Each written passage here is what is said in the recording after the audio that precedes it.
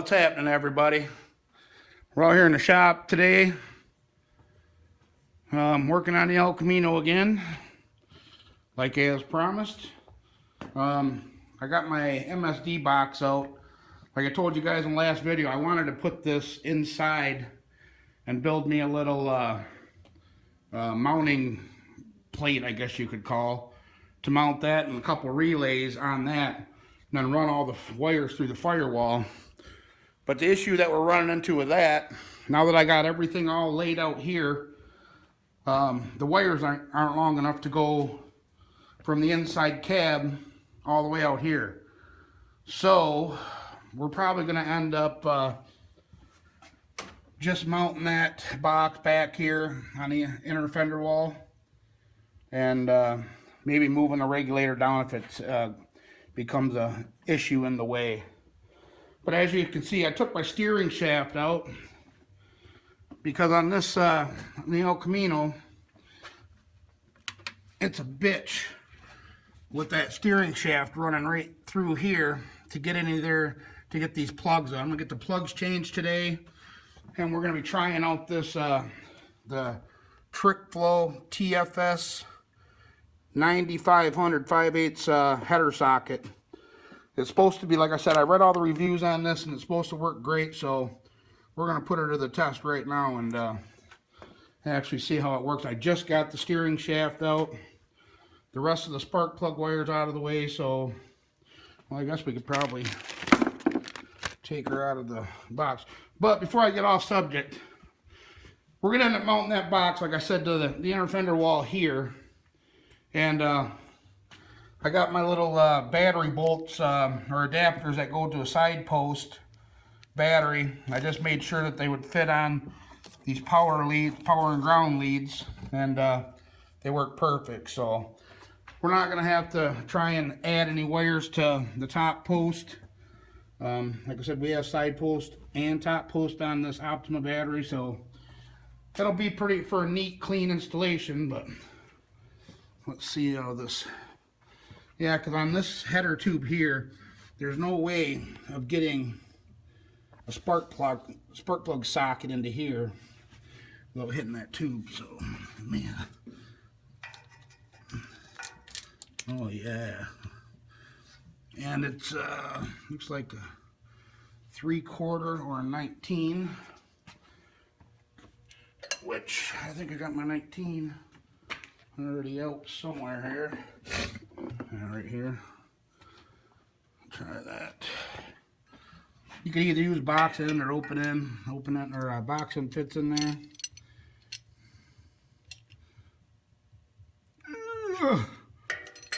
Oh hell yeah!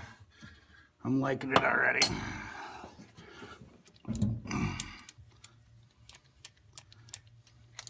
Slide that back off. Oh yeah, that's what I'm talking about. Wish I would have found this tool a long time ago. Holy blackness. I'd have to say that plug's a little on the rich side still. Well, these are the plugs that we had at the track. Last time it was at Ubley, and we had that 950 on it, and I told you it was blacker than black. And we started jetting it down. Well, we got, these are the same exact plugs. And we did a lot of cruising with Lloyd on these plugs and switching a couple carburetors over. So that's why I'm switching all these plugs over to new style. You know, get a new set of plugs in there. That way I can get a proper AFR reading, since we got the Ultra XP 850 on here. Damn, I do like that tool, man. I made that. I used to have to fight with that. Like I said, I have an L wrench. It's at Tyler's house right now. But I have an L wrench that I use. And you can probably see. Let me see if it will focus here.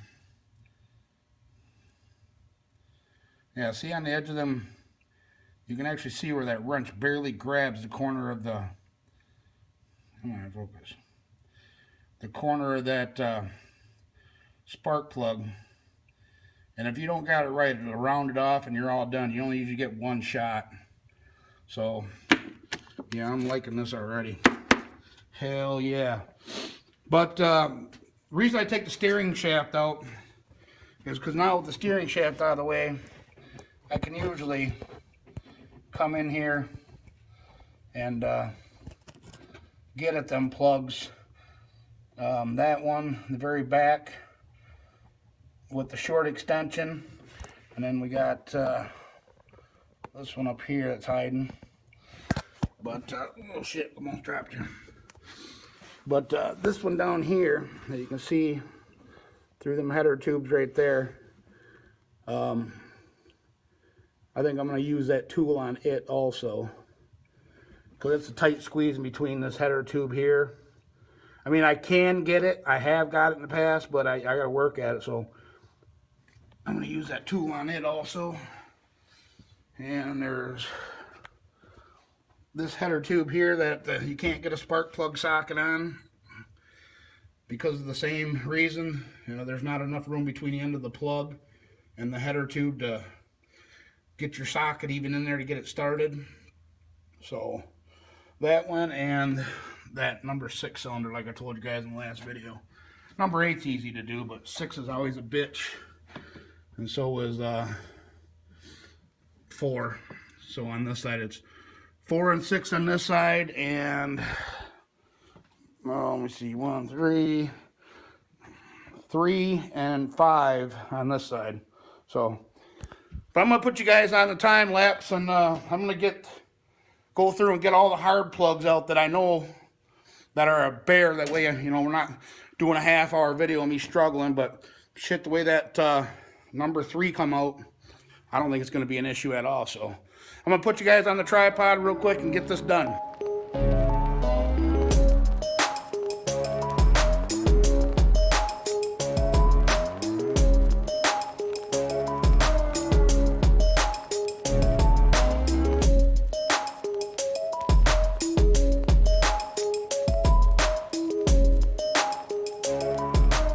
Alright, we got all the plugs out. Man, I tell you what, I don't know what the hell I was thinking, but I should have had that tool a long time ago. Man, that made life so much easier getting these out. Trying to use an L wrench, you know, for all these years. I don't know if this socket just came out. This is not a review video, guys. This is just for fellow drag racers that have, you know, big tube headers with angle plug heads. You guys know exactly what I'm talking about. You know, it is a nightmare trying to get these plugs out sometimes. But yeah, this is the trip flow. It takes 3/4 end box wrench, open end on the end, real short, so it slides over the plug and let you get in there, get these things out. But boy, let me tell you what, these things are black. Like I said, these are the old plugs from it'd be almost 2 seasons ago. And plus, when it was at Dave's, they ended up putting I think a couple 3 gallons of 93 in it. I had Larry over there call me. He says, "Hey, the El Camino ran out of fuel. Is it okay to put pump gas in it?" I'm like, "Yeah, as long as it's 93, you can." But you know, with them moving it from shop to shop and backing it in and out when they needed to, it's hard to say what. But I know they were a lot cleaner than that at the track. But like I said, we did a lot of street driving with Lloyd. We cruised, and I was having issues of it, you know, but I think it was on the verge of following them out. You actually see the, hold on, focus.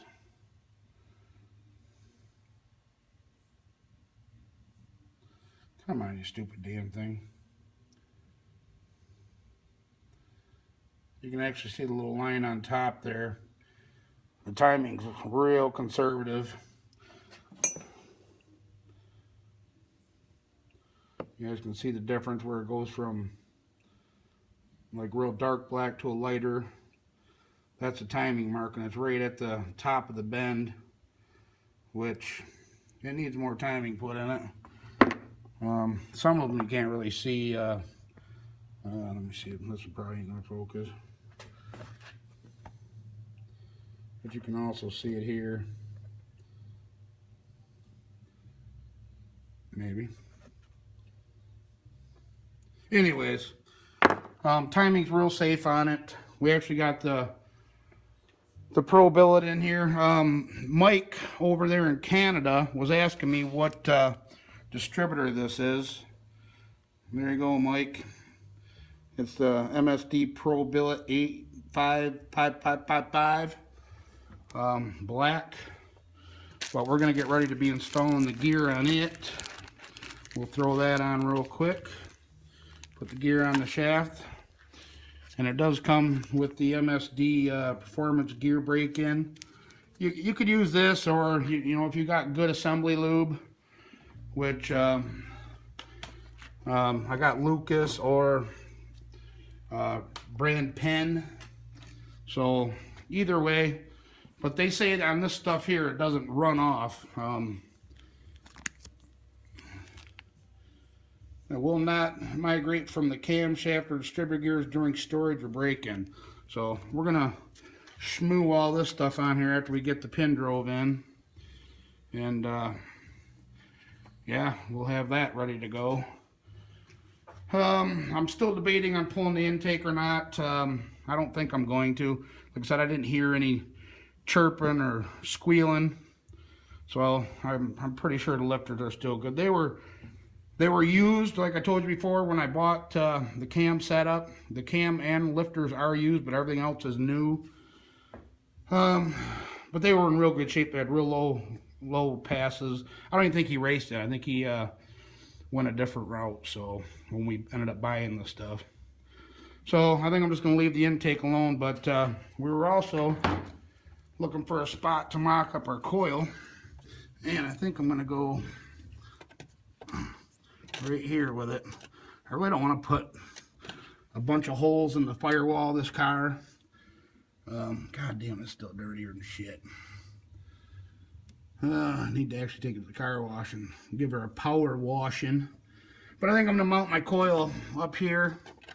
I just looked through to see if that hole went into the cowling. That way I could get on the backside with a nut. But it's got a double firewall before it gets into the cowling there, so we're not going to be able to get a nut on that unless I drill it all the way through. And so what do you guys think about running self-tappers on a coil like that? Still using the rubber grommets, but a longer self-tapper. Leave in the comments below if you think that would be okay. Just curious.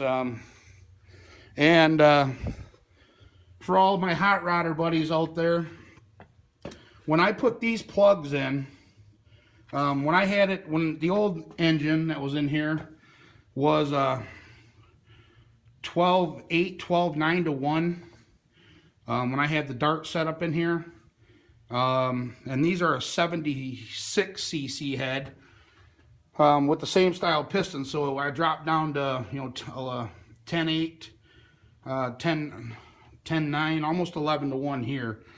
So, but back then I was gapping my plugs at like 30 to 32 thousandths. Well, when I put these plugs in, I just left them alone out of the box. I checked them. I think they were 35 thousandths. Leave in the comments, what do you guys think we should be gapping these at, 10.9 engine at? What would you guys gap the plugs at? But we got a special treat coming up for you guys. You guys all know I'm going down to JW tomorrow. Tonight's Friday. I'm going to upload and get this video out hopefully tonight. But Sunday, we got a cool video coming for you guys. I'm not going to do any spoiler alerts, but it's got something to do with the boys Monty and Schneidertron 3000. So let that stew in your guys' brain. What we could have going on up our sleeves. But guys, I just wanted to do a little short video today with you guys. I'm gonna just look at my book and see what I don't think I need 32 thousandths. Maybe it would help. But I found the issue why it was breaking up, cruising down the road. You guys all know that I built this little relay box here with its own little fuse box and everything. Well, you see this ground cable right here? The nut's tight to the cable, but the main stud for itself on the underside was loose. And I have my ignition running through the relays and all that also. So going down the road, this thing, you know, Lloyd was behind us and I went to get on it, and the ignition cut off and come back on, and it let boom. It let off fireballs out of the exhaust, and and I've been chasing my tail trying to figure out what in the hell's going on. Well, I found out that that ground wire on, not the wire itself, the nut here wasn't loose. That was still tight, but you could still take the stud and jiggle it. So I had to take that fuse box out of there, flip it over, and tighten up the ground strap from the bottom. It wasn't getting good ground. So there we go. We got that all set. But that's probably going to wrap it up for this video, guys. Like I said, I'm going to throw that distributor gear on there real quick and just tinker and see if I can do some research and maybe tighten these plug gaps up a little bit. And I am going to be taking the carburetor back off. Well, maybe not right now.